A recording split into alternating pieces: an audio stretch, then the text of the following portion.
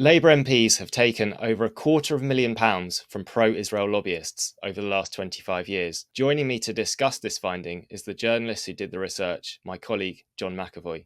Hi Phil, cheers for having me. Thanks for joining us again, John.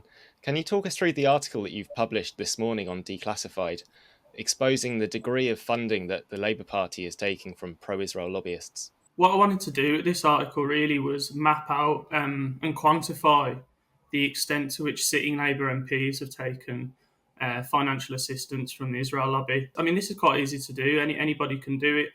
It's kind of arduous. You have to go through every single MP's register of interests and have basically a list of all the various kind of pro-Israel lobbying forces within British politics. So I went through all, I think, 197 Labour MPs and tried to figure out how many of them had accepted funding from pro-Israel lobby groups or individuals, what it specifically was for, and what the total amount of money was given. What I found was that over 20% of all sitting Labour MPs have accepted, at some point since becoming elected, money from the pro-Israel lobby. So we're talking about groups like Labour Friends of Israel, which is a pro-Israel parliamentary group. We're talking about figures in the British business community who are pro-Israel lobbyists, such as Trevor. But we're also talking about Israeli state institutions, so the Israeli Ministry of Foreign Affairs, often kind of contributes to Labour Friends of Israel's trips to Israel, such as accommodation, travel, and at times, for example, Christian Wakeford, a former Tory MP, in fact, who's now a Labour MP, and I think the vice chair of Labour Friends of Israel. He accepted money from £1,000 from the Israeli Ministry of Foreign Affairs for a trip to Israel, kind of independently. So we're talking about a significant level of influence in British politics from Israel here. Over £280,000 has been given to sitting Labour MPs. That amounts to, I think, 41 Labour MPs altogether, which is 20% of the Parliamentary Labour Party. The Israel lobby has funded over 50 trips for these MPs since they were first elected. The Friends of Israel groups pay for more MPs to travel to Israel than any other country or any other lobby group pays for them to visit other countries. Of that £280,000 that you found, am I right in thinking that £50,000 of that was given to Keir Starmer's leadership campaign and only disclosed after he'd won? Yeah, exactly. So I don't know if the listeners recall that during 2020, when there was a Labour leadership campaign, and Keir Starmer didn't declare who was funding his leadership campaign. I mean, he declared some funders, but he basically delayed declaring all of them until after he'd won the leadership election. And what I found, when he updated his register of interest, I think a couple of weeks after he'd won the leadership election, was that one of his key funders was someone called Trevor, who funded him to the tune of £50,000. So obviously in this number, that's a little over a sixth of the total amount of funding that Labour MPs have received from the pro-Israel lobby. And Trevor is a long-standing pro-Israel lobbyist in Britain. He's been involved in pro-Israel lobby groups such as BICOM, which is basically kind of lobbies the British media to report on Israel supposedly more accurately and fairly, but really it's to kind of tame any criticism of Israel. And he also takes journalists on trips to Israel to kind of show them a sanitized version of what's happening in the country. And as you mentioned in your article, Phil, his father was Rossa, who was, I think, the chairman of the Jewish National Fund, which is an organisation which has existed now for over a century, and basically its purpose is to collect money from donors in Britain and use that to fund settlements in Israel. It's one of the key kind of Zionist organisations. So, and Trevor once again has funded Labour Friends of Israel. He's funded Conservative Friends of Israel. So, he's a key figure in the pro-Israel, British lobby. And, talking about campaigns here, I think an important thing to mention is that what I found when kind of tracking trying to quantify the amount of, pro-Israel lobby funds in British politics, there's a trend with funding leadership campaigns.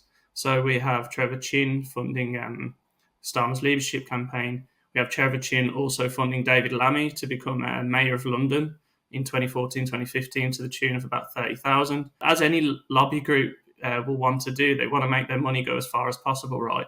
Naturally.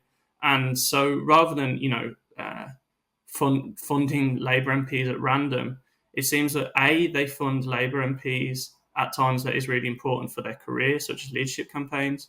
But B, they also fund Labour MPs who seem like they're going to be either, influential future political leaders. So Trevor Chin has funded, I believe, 8 or 9 of Keir Starmer's shadow cabinet. We've both seen these documents at the National Archives going back to the 80s, where Trevor Chin was involved both with the Conservatives and with the Labour Party. So it's a bit like, I think, in the US, where they have AIPAC, which is like a bipartisan Israel lobby group. There's a similar kind of dynamic at work here, which is not unique to the Israel lobby. All kinds of lobbies, gambling lobbies, tobacco lobbies, arms lobbies would do the same thing.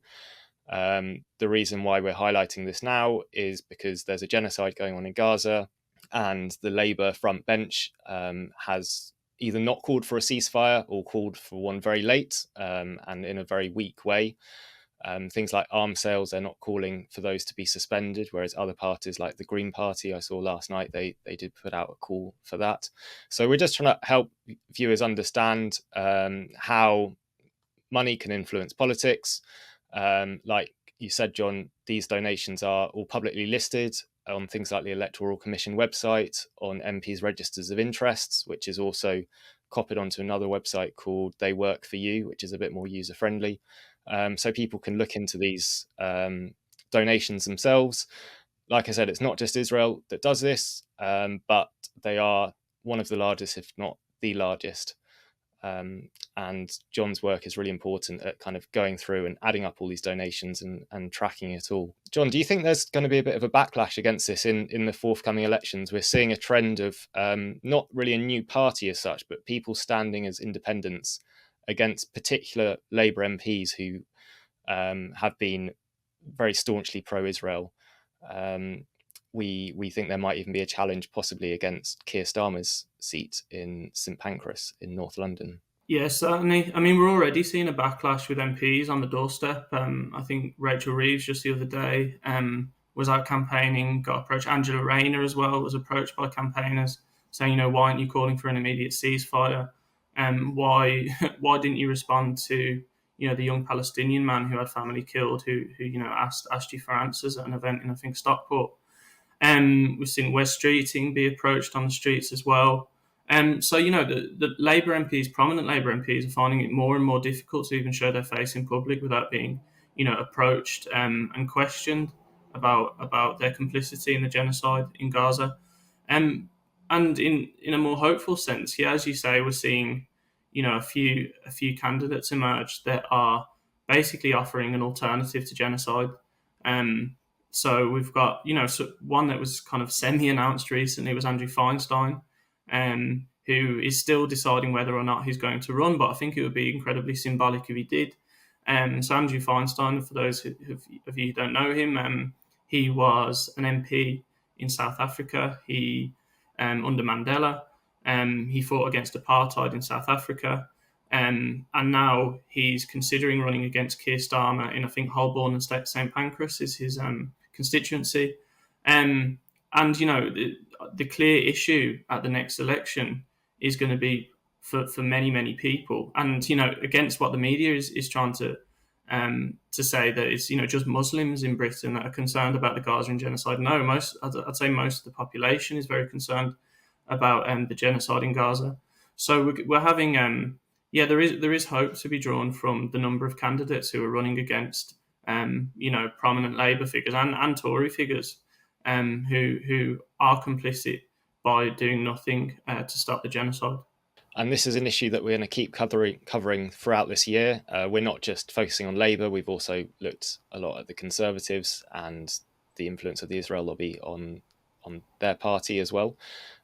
John's doing a lot of work for us, and thanks to all the support that people have been giving to Declassified, we're now able to bring John on board on a more permanent basis. So expect to see more articles from John going forwards. If you want to keep supporting our work, please don't forget to subscribe to this channel. You can make a donation through the super chats or go on our website, and you can find ways there to support us.